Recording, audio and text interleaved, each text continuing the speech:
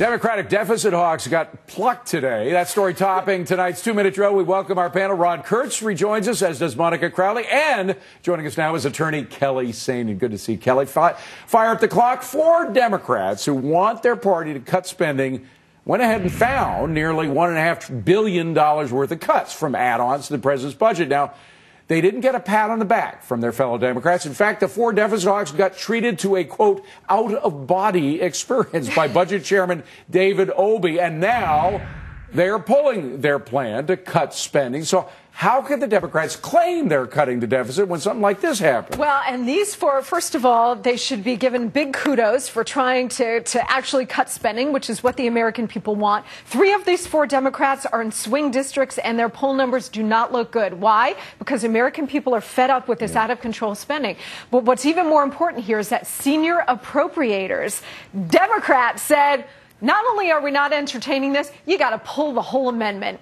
So these guys didn't even have a chance. Credibility in terms of really wanting to cut the budget is pretty low right now. I think it is for frankly all of Congress, and it makes me sad that when you see money, trying to be cut and we can't make it happen, it's a tough situation. So what do we do? I mean, honestly, I think November is going to be very interesting. I've talked about it before on the show. I think divided government is good. I want to see, what the Republicans come up with. They've been talking about the deficit. I'll take them at their word. Let's see where they're going to start cutting You're things. on the record now. You want a divided government. I think you want the Republicans to win. We can't argue it's working now. Goodness. We can't argue it's working now. Right. I think it's terrible that the party can't come together and have a plan. Yeah. I don't necessarily agree that I want to see 2 distinct, but I'd like to see different ideas that are actually going to work. And these, I mean, you take help from wherever you can get it. Right. The point is, if it's all Democrats cutting, Republicans not, we'd be against the Republicans. I don't know if you would. I can't. You're saying nice things about Democrats. I can't. The Senate passing a $26 billion bailout to state and local governments just before it goes on vacation.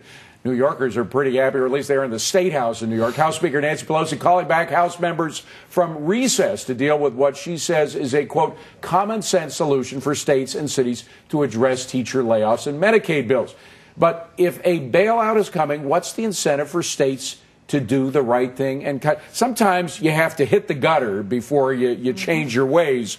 I'm thinking that they're going to use this bailout and just keep doing what they do best. Yeah, I mean, I wasn't in New York in the 70s, but I remember the famous headline, Ford to City Drop Dead. But it's...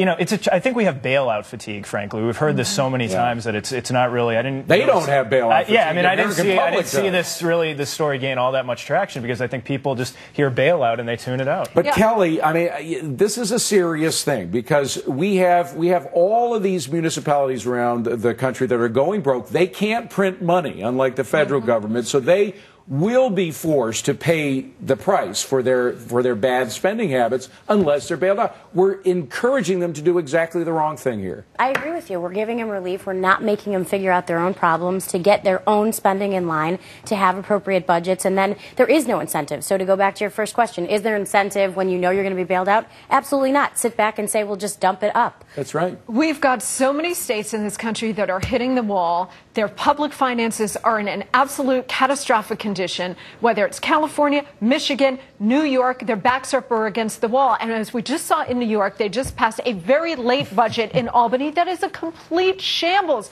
It's about raising taxes on New Yorkers that just can't pay any more taxes. And it's even about more spending. Why? Because they know that the feds that can print money are going to come in and rescue them. And not a word, by the way, in that budget about cutting corruption, which is rampant throughout New York. We got to move on. This is why we need more Chris Christie's, governors that are willing to balance the budget. Obama and daughter Sasha on a 5-day Spanish excursion full of 5-star hotel rooms, a private jet costing nearly $150,000 round trip for the trip. Some coining her a, quote, modern-day Marie Antoinette.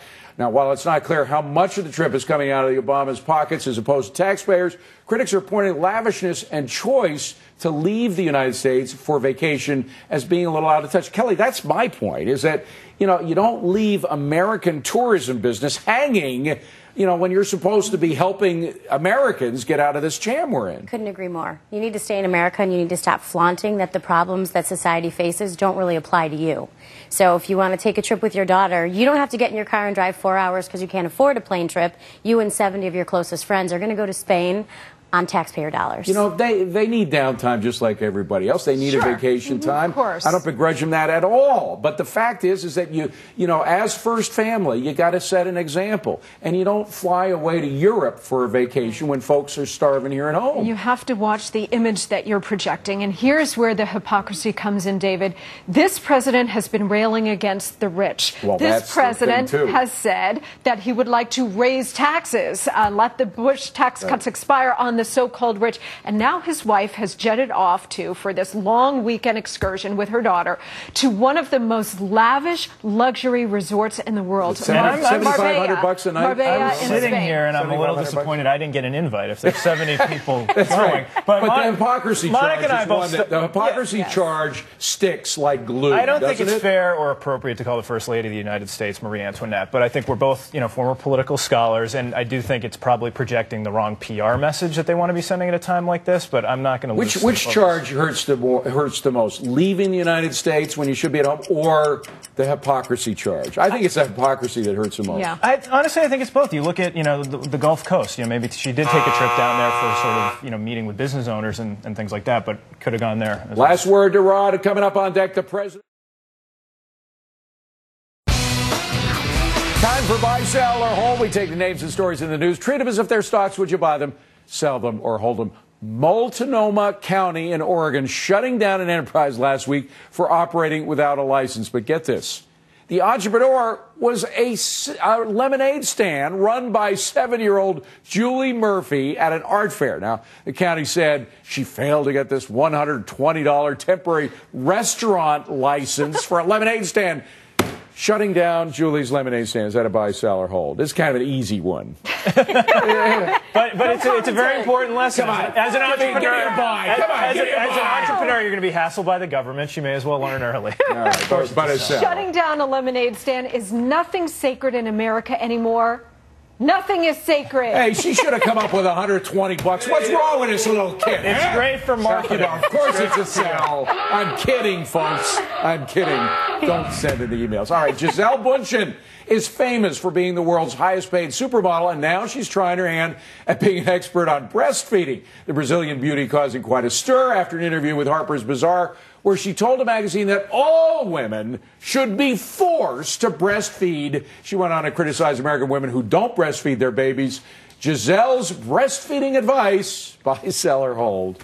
Mind your own business. There's a little bit of that going on here. I didn't hear a word you said. I was still watching. He's going to put a sell on there. Oh, you're so easy. This is such a sell. Yes, MYOB, Gisele.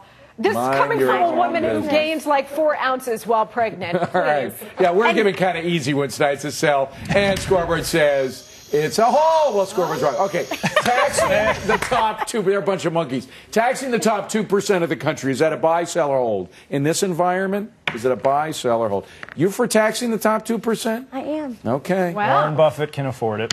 Whoa, you guys. Yes, but small businesses cannot. And if we want job creation, this is such a sell. That's the point. And I say it's a sell at home. 95% if you voted sell, 3% voted buy, 2% voted hold. Well, Money Rocks starts right now. I saw you on that, Monica. Yes, yesterday. Don't be a stranger here, okay? You know I love David Adams. Meanwhile, Imus in the morning, and tomorrow night right here on Scoreboard, we got Brian Murphy. Now, he's a little-known candidate for Maryland governor. Just scored a huge Palin endorsement. That's tomorrow. We'll see you back here then.